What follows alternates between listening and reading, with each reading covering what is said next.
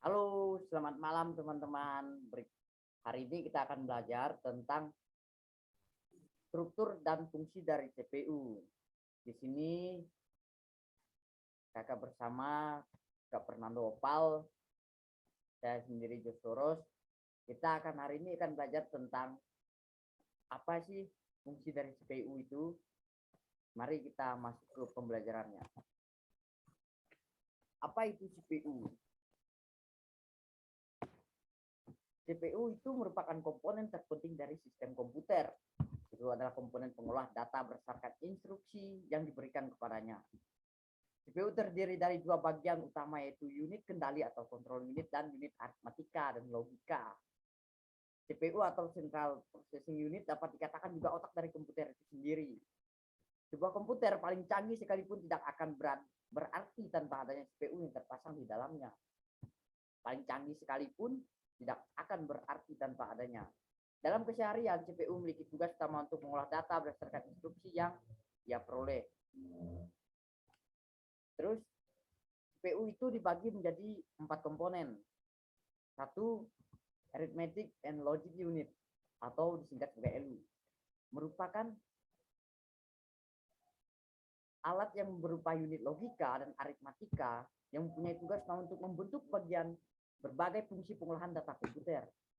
Terus yang kedua yaitu control unit atau unit kendali untuk mengendalikan operasi dalam CPU dan juga mengontrol komputer secara keseluruhan untuk menciptakan sebuah sinkronisasi kerja antar komponen dalam melakukan fungsinya masing-masing.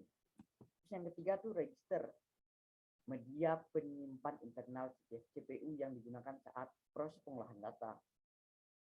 Memori ini juga bersifat sementara, biasanya digunakan untuk menyimpan data hasil diolah ataupun data untuk pengolahan selanjutnya. Terus yang keempat itu CPU interconnection, merupakan sistem koneksi dan bus yang menghubungkan komponen internal CPU dengan bus-bus eksternal CPU. Terus apa sih fungsi dari CPU sendiri? Fungsinya seperti kalkulator, hanya saja CPU jauh lebih kuat daya pemrosesannya. Fungsi utama dari CPU adalah melakukan proses atau operasi aritmatika dan logika terhadap data yang diambil dari memori atau informasi yang dimasukkan melalui beberapa perangkat keras seperti keyboard, scanner, joystick, dan lainnya. CPU juga mengontrol menggunakan kumpulan instruksi perangkat lunak komputer. Perangkat lunak tersebut dirancang oleh CPU dengan membacanya dari media penyimpanan seperti hard disk, flash disk, CD maupun data perekam. Instruksi tersebut kemudian disimpan terlebih dahulu melalui memori fisik atau RAM, yang mana instruksi akan diberi alamat unik yang disebut alamat memori. Selanjutnya CPU yang sudah data pada RAM dengan menentukan alamat data yang ingin dikehendaki.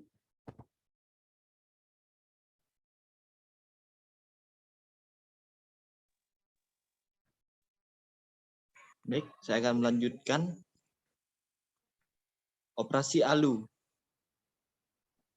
Berikut adalah susunan proses dalam pengambilan instruksi dan proses eksekusi melalui register-register CPU.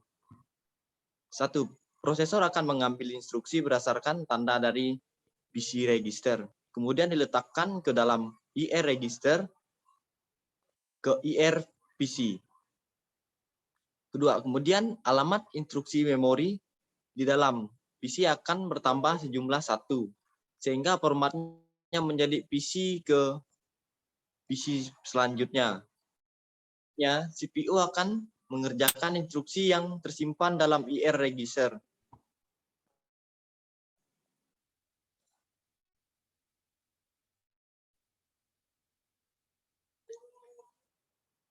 Register, point dan indeks register. Register ini meliputi register SP, BP, SI, dan DI. Dengan kapasitas setiap register adalah 16 bit. Fungsi utama kelompok register ini adalah sebagai petunjuk atau pointer terhadap suatu alamat di memori. Statement register, termasuk jenis statement register adalah SS, CS, DS, dan ES. Dengan kapasitas setiap register tersebut 16 unit. Fungsi utama dari kategori register ini adalah untuk ajukan alamat dari suatu segmen.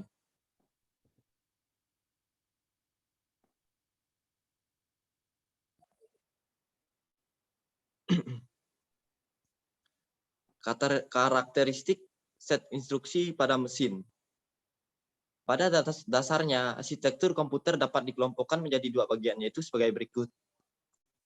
Instruksi set arsitektur. Instruksi set arsitektur ini dapat didefinisikan sebagai suatu aspek dalam arsitektur komputer yang dapat dilihat oleh para pemrogram secara umum. Ini mencakup jenis data yang didukung, jenis instruksi yang dipakai, jenis register, arsitektur memori, penanganan instruksi, ekspresi, dan opsi selanjutnya. Instruksi set arsitektur dapat digunakan untuk membedakan kumpulan karakteristik yang disebut di atas dengan prosesornya, yang merupakan kumpulan teknik desain prosesor untuk mengimplementasikan set instruksi. Dan yang kedua, hardware sistem arsitektur atau disebut HAS atau arsitektur sistem hardware. Dalam sistem ini mencakup identifikasi komputer, fisik sistem, dan hubungan timbal balik. Deskripsi ini sering disebut model desain perangkat keras, memungkinkan perancangan perangkat keras komputer mereka masuk ke dalam arsitektur sistem dan memberikan kepada perancang komponen perangkat lunak informasi penting dapat diperlukan untuk pengembangan dan integrasi perangkat lunak.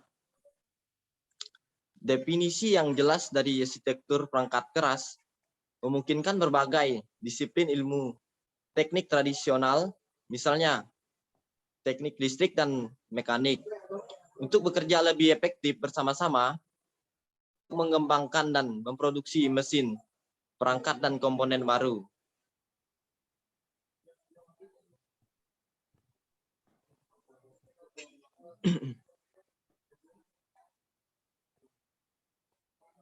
Baik, terima kasih atas pemaparan materi pada hari ini. Jika teman-teman yang ada yang ingin bertanya, bisa melalui email josorot@gmail.com atau fernandoopal@gmail.com. Terima kasih. Terima kasih teman-teman.